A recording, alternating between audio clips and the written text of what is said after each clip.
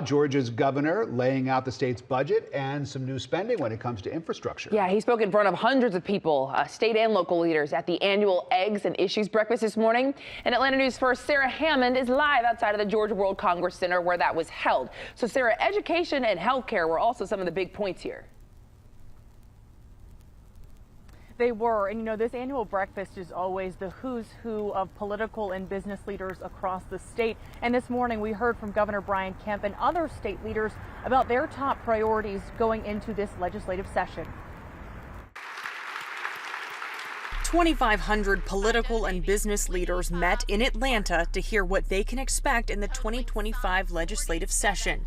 And Atlanta Mayor Andre Dickens says the annual Eggs and Issues breakfast is about more than just a meal. Conversations have started here that have led to initiatives that helped Georgia secure its place as the best state to do business.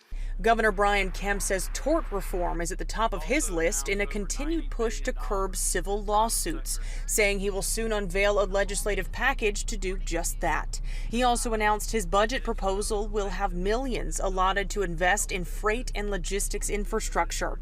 Kemp also says one of his other top priorities is continuing to strengthen the workforce by expanding Georgia Match into the individual graduation plans of students beginning in the 9th grade. Ensuring that Georgia not only remains the top state in the nation for business, but also the top state for talent. House Speaker John Burns named improving literacy rates and school safety among his top priorities, saying they will work to bolster school security, communication between school districts and law enforcement, and access to mental health care following the Appalachia High School shooting. We will consider every measure that respects the rights of Georgia's citizens and ensures a tragedy of this nature never happens in our state again. He says he will also push for improvements for correctional facilities, as well as having the state conduct the first comprehensive water and energy resource study since 2006. We are experiencing record-breaking growth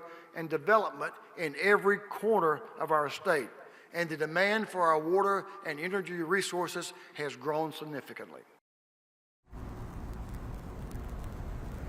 And one key point echoed throughout the morning is Georgia's ranking as the #1 state to do business, and the hope of those inside that will remain true.